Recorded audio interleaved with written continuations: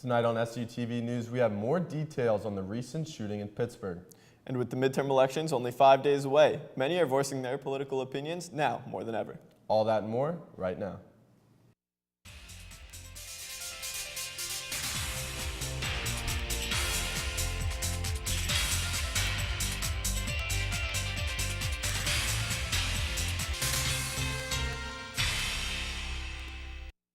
Thanks for joining us on SUTV News. I'm Patrick Ramsdale. And I'm Jordan Hanley. Police in California are searching for the person responsible for spray painting an anti-Semitic message on a synagogue Wednesday morning.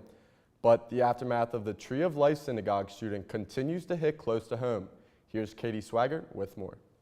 Pittsburgh continues to mourn the loss of the 11 individuals killed last week at the Squirrel Hill Synagogue. President Trump and the First Lady visited Pittsburgh on Tuesday to lay stones atop the 11 Star of David markers placed on the ground outside of the synagogue.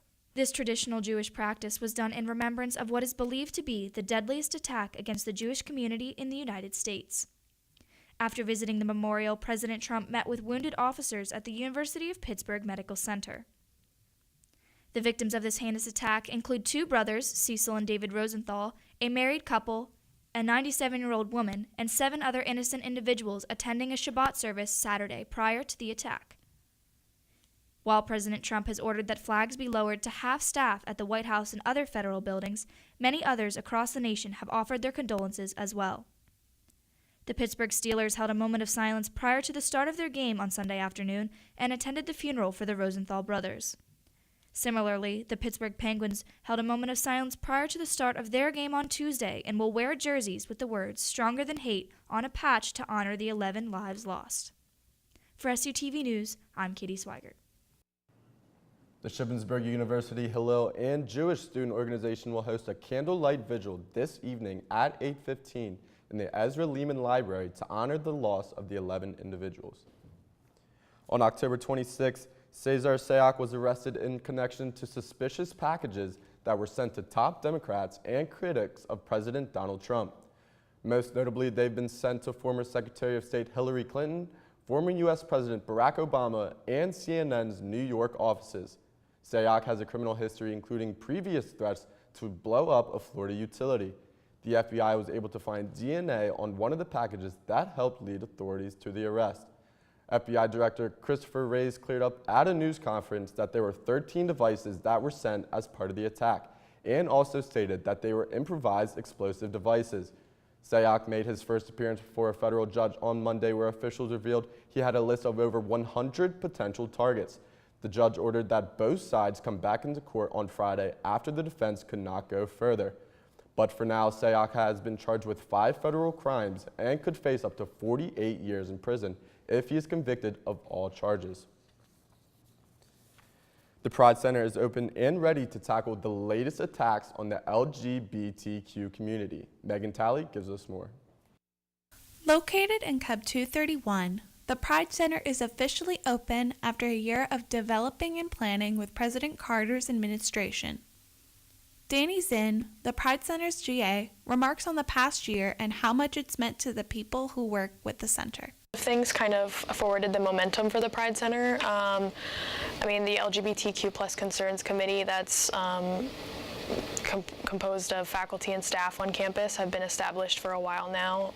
And then with the new administration, with the new president coming in, Trent Bauer took the opportunity to meet with the president to say, why don't we have a Pride Center yet? And he took that initiative, and he was on the Ellen show and things like that, so that got some publicity, and I think that just created a momentum to encourage the administration to create this Pride Center. The center also features a variety of resources and commits to be a place of contact for those with issues in the LGBTQ community, including the latest memo by the Trump administration that, if passed, would take away the rights of over 1.4 million transgender people. So my main focus for the Pride Center has always been to, first and foremost, create a safe space for students. And I think that since the memo has been released, I think that's even more crucial now. I want students to know that regardless of their sexual orientation or gender identity, that they're welcome in the space.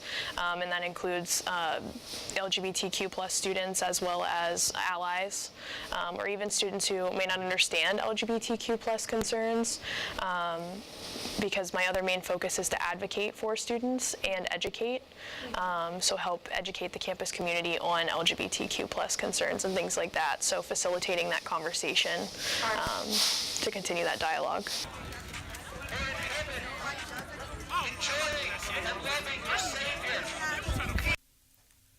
Last Tuesday, the same day the center opened, a group of 3 religious leaders came to campus to get students to confess to their sins. But what resulted was outrage from students after one demonstrator said one's love for the Pride Center shows you love your sin. The demonstrators and the protesting students stood outside the library for about 3.5 hours until the SUPD escorted the men off campus. The Pride Center wants students to know that if they ever feel threatened by events like this, they are welcome to pay a visit. I think that we're all human.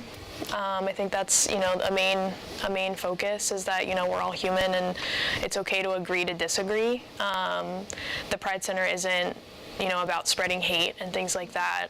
We just want to be a welcoming space and environment for students as well as the community, the campus community, to feel safe and have those conversations and have that dialogue. I think the biggest thing is just to keep conversations happening. To help people grow through their discomfort and things like that, or even their fear of the unknown or not understanding something. So just creating that space where we can educate and help people try and understand, who we are and that we're just human. From SUTV News, I'm Megan Talley. For more information on the Pride Center, go to sutvnews.com. Google may be rated as one of the best places to work, but Google employees around the world are walking off the job today. They're upset about how their bosses have dealt with sexual assault issues. Workers planned an old-school walkout at nearly 24 offices around the world. It comes after last week's New York Times investigation reported several executives were protected by management, even given multi-million-dollar severance packages after they were accused of sexual misconduct. There's a walkout from some members of staff. And we're walking out in support of those who've been harassed anywhere in the workplace and to ensure that perpetrators are not rewarded and are not protected. The employees are being supported by Google's CEO, Sundar Pichai. The company says it takes harassment seriously and reviews every complaint. Head football coach at the University of Maryland has been fired. DJ Durkin had been on administrative leave since August after the death of one of his players, offensive lineman Jordan McNair. But after just one day after being reinstated, the university's president fired him, saying his decision was, quote, in the best interest of the university. McNair, a freshman, died of heat stroke, and a medical report found problems in the way he was treated, including failure to assess his vital signs and quickly recognize he was having heat illness. Another report raised questions about the culture of the team, saying problems festered because too many players were scared to speak up. In a statement from the university, the board said athletic reform is in the works. Offensive coordinator Matt Canada will stand in as interim head coach. With less than a week to go for the 2018 midterms, there's a different type of buzz around this election day. CNN's John Loring reports. Candidates across the country are heading toward the final stretch before the 2018 midterm elections. One thing you do is next Tuesday is vote. And there's an unusual excitement in the air. More than 24 youth activist groups have scheduled a national walkout Tuesday. The goal is to get more people out to vote. And it's not just students making that push. President Trump is stumping in a number of states over the next few days, including Montana, Tennessee, and Ohio. I think that the president's the best messenger for the party. He's had an incredible, historic first 2 years in office, and he has a great story to tell. One of the most closely watched races is in Texas. Republican incumbent Ted Cruz is battling for his seat in the Senate against Democratic Congressman Beto O'Rourke. A lot of eyes are on the gubernatorial contest in Georgia between Republican Brian Kemp and Democrat Stacey Abrams. Members of the White House, including Vice President Pence, are campaigning for Kemp. Abrams has the backing of former Presidents Obama and Carter, as well as Oprah Winfrey. Meanwhile, in Wisconsin, incumbent GOP Governor Scott Walker is neck and neck with Democratic challenger Tony Evers. This last week may be a game of inches, maybe millimeters, to who gets the advantage. Which means every vote counts. As for Tuesday, all 435 seats in the House of Representatives are up for grabs, as are 35 seats in the Senate and 36 governorships. Ben & Jerry's displays their politics the way they know best, through ice cream. They have issued a new flavor called Pecan Resist. Officials say it's part of a campaign to lick injustice and help those fighting to make the U.S. a more fair place for everyone. Pecan Resist is highlighting 4 groups focused on belonging, community, freedom, and justice. Color of Change, Honor the Earth, Women's March, and NETA. Ben & Jerry's is donating $25,000 to each organization and is encouraging its customers to find out more about their agendas. Pecan Resist is a limited batch of ice cream, so try it while you can. Many don't know the true meaning behind No Shave November. SUTV's Deshaun Vance has more on the traditions of the month. No Shave November begins today, and many people are unaware of the meaning behind it. We will be following Shrey along for the next few weeks so she can inform us more about its meaning. No Shave November was made for after Breast Cancer Month, which is October. It's for people. It's giving awareness also to cancer. So people who have cancer and who's losing their hair and stuff like that. It's we're kind of giving back to them because would have been spending for to get wax or shave or haircuts. We are generally supposed to donate it to their cause and stuff like that. So I do participate, and unfortunately, many people in my family do have cancer. So I'm constantly figuring out ways to help other organizations so that there can finally be a cure and my family be okay, and other people's families and other people as well. Long is attempting to educate her friends around campus about No Shave November and get them to participate. With SUTV, I'm Deshaun Vance. SUTV will follow participants of No Shave November throughout the month. Some Oklahoma middle school students transformed their school for a classmate fighting a rare illness. It was a special Halloween surprise for the Harry Potter fan. Take a look. Teague Brugge is a special needs 7th grader at Deer Creek Middle School. He's Harry Potter for Halloween this year, his favorite. He loves Harry Potter. Yeah, he is obsessed with it. He's always trying to teach us about it. Teague is blind. The surprise that awaits him inside, though, even a sorcerer couldn't see coming. Teague lost his vision at 5 years old. His parents didn't know, though, until just a few months ago, that blindness was an early sign of a degenerative condition called Batten disease. One thing his doctor told us is that each morning when we get up to say and to believe that today is Teague's best day. Yesterday is gone, and tomorrow is not promised for anyone. So we really believe that. And today is going to be Teague's best day. Good morning, Teague. Happy Halloween. I would like for you to come in. We have a special surprise for you. You want to grab my arm? What's the surprise? What's the surprise? Well, you're going to be so surprised because guess what we did? The Make-A-Wish Foundation recently told the family they would not be able to grant Teague's #1 wish, a trip to Harry Potter World. And we love him so much, so we really wanted to bring it to him. I want you to feel we have this scary spider web. Can you feel it? And so his special needs class has spent the better part of a month planning this surprise. They played Quidditch. Got 2 eyes right here. And toured the Great Hall, all of it specially designed just for Teague, including Braille name tags, so he can know who's who. He obviously can't really see everything, so we wanted to make everything super textureful so he could really experience it himself. This has a yellow potion inside of it, and this one has gillyweed inside of it. We work on cherishing the moments and making memories that will last us a lifetime. Tell me what you think of being at Hogwarts for the first time. Fantastic. It was fantastic and unexpected, especially in middle school where sometimes muggles forget about kindness and compassion. A perfect Hogwarts adventure for a Gryffindor wizard at heart. Allie Meyer, Oklahoma's News 4. The Make-A-Wish Foundation has agreed to grant Teague and his family a trip to the Grand Canyon. They hope to make the trip early next year. When we come back in world news, an unsuspecting model takes the Istanbul runway. We'll tell you more after the break.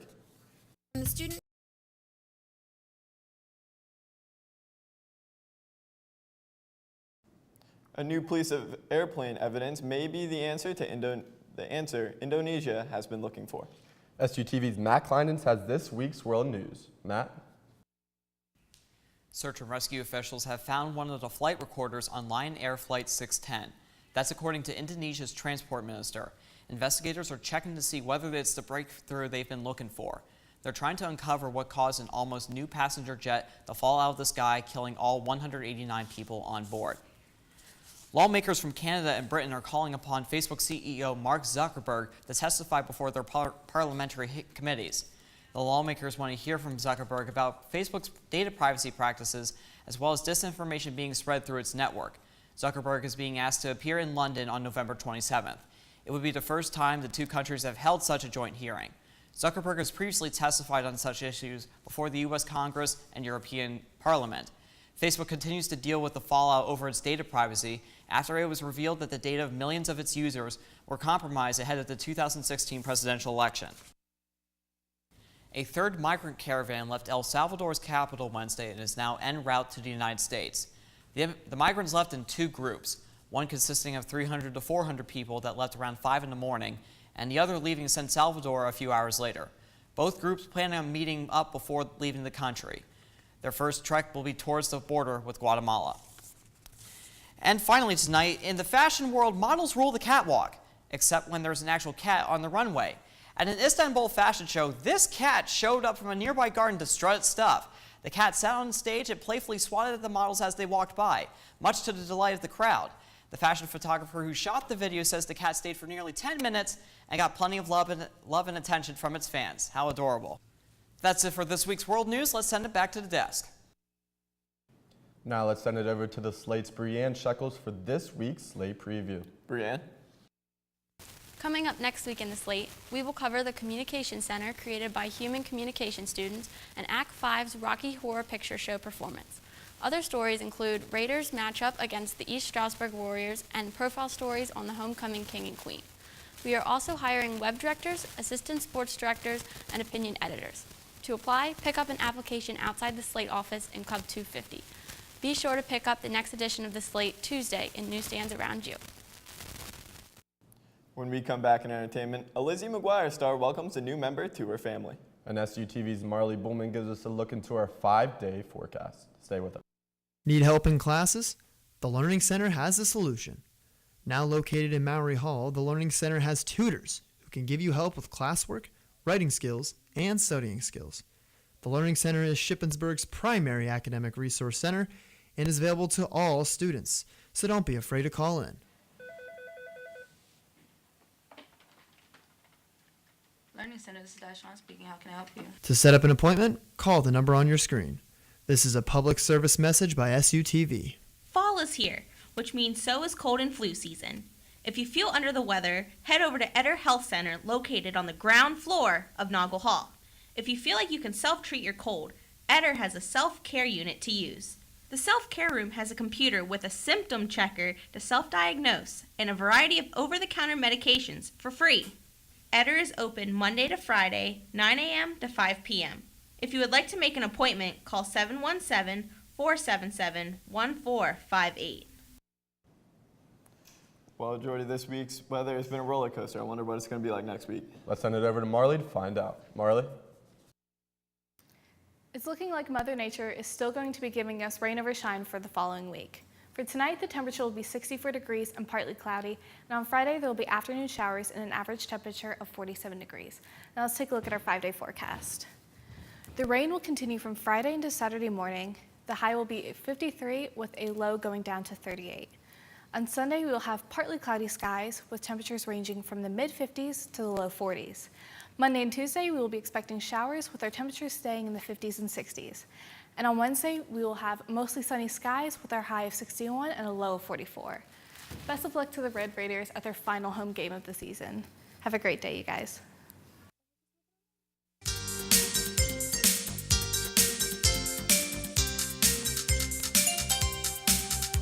Rumors circulated earlier this week that The Simpsons may be losing one of its iconic characters.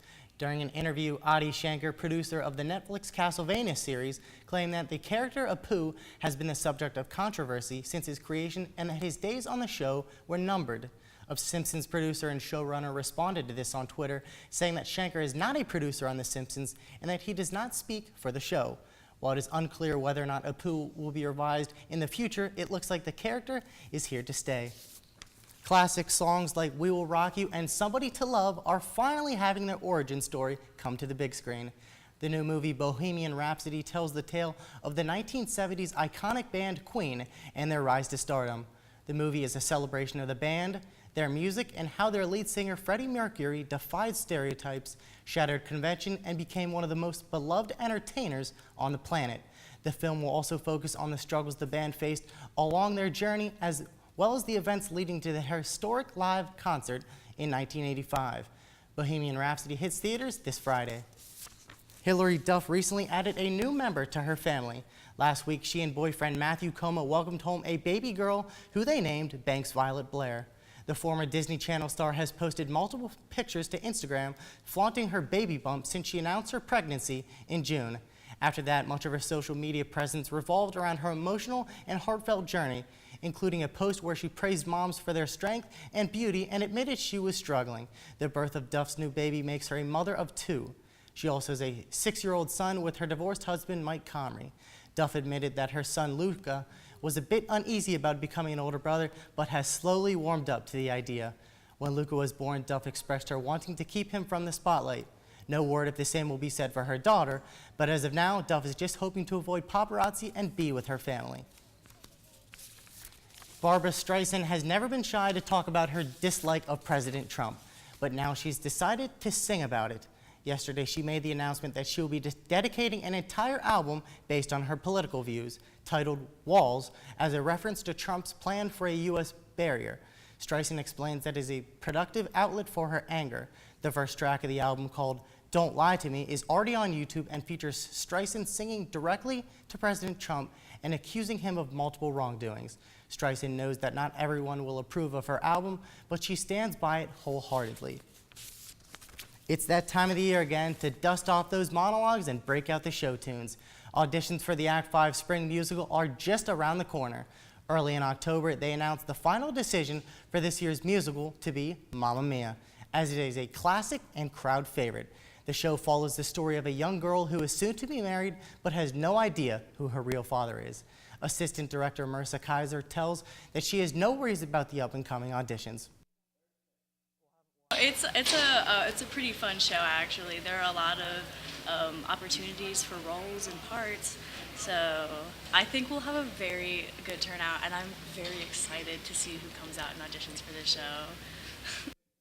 Auditions will be held next Monday at 10 p.m. and Tuesday and Wednesday at 9:30 p.m. in Orndorff Theater. That's it for entertainment. Let's head back to the desk.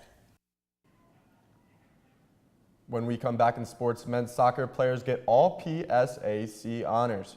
And a senior football player gets PSAC Athlete of the Week. As this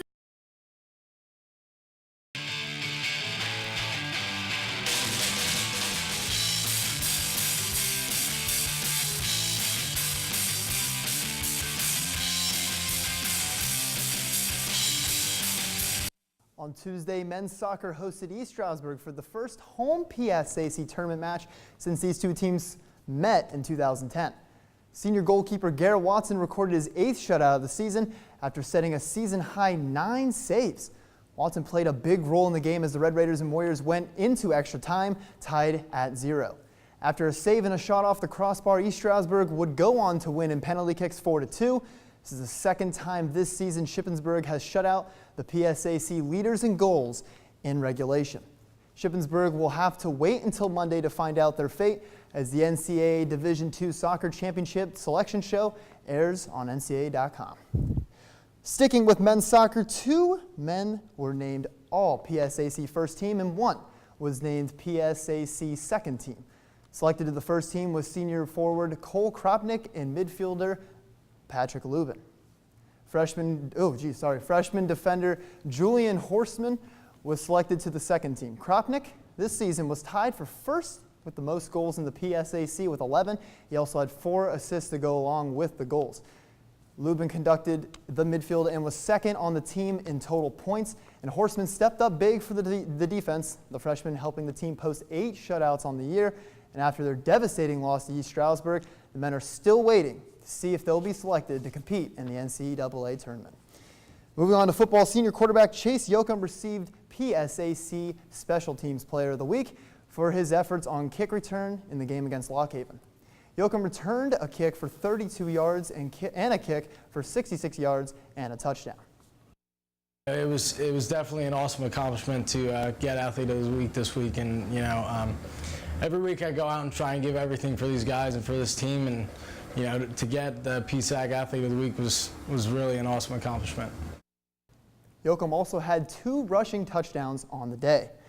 And as we head into the weekend, there is a full slate of ship sports happening. Let's take a look at where everyone is at. On Friday, volleyball is on the road against Lock Haven at 7. As we move to Saturday, we start bright and early with the men's and women's cross country at Edinburgh for the PSAC Championships. The race starts at 10 a.m. Field hockey is at IUP at 1, volleyball is at Bloomsburg at 1, and football is home for senior day against East Stroudsburg. Kickoff is at 1. And coverage of the football game can be seen on Campus Channel 82, Comcast Channel 21 on SUTV Sports. And now, last but certainly not the least, this week's Stat of the Week. This week's Stat of the Week goes to running back Raleigh Serb, as Serb broke out against Lock Haven on Saturday. Serb, with 152 rushing yards and a touchdown versus Lock Haven, he was the first 100-yard rusher of the season, and he himself nearly doubled his own rushing total on the entire season. Raleigh Serb, this week's Stat of the Week. Tune in next week for the Stat of the Week, and as always, if you work like that, you get the stat. That's it for sports. Let's send it back to the desk. When we come back, we take a look at one Halloween costume that is very presidential. Stay with us.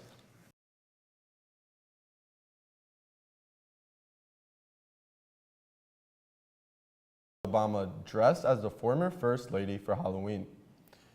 The picture of Lil Parker Curry, transfixed by the painting, went viral earlier this year and charmed the world. When Alicia Welsh of Magnolia Lake Children's Clothing saw the image, she decided to make a matching dress for Parker. The 3-year-old wore the dress trick-or-treating Wednesday night. Parker's mother says her daughter, quote, believes Michelle Obama is a queen and she wants to be a queen as well. The earlier viral image led to a face-to-face meeting between Parker and the former First Lady. That's it for SUTV News. I'm Jordan Hanley. And I'm Patrick Ramsdale. Don't forget to follow us on Facebook, Twitter, and Instagram at SUTV News. And check out our website, sutvnews.com. We'll see you next week.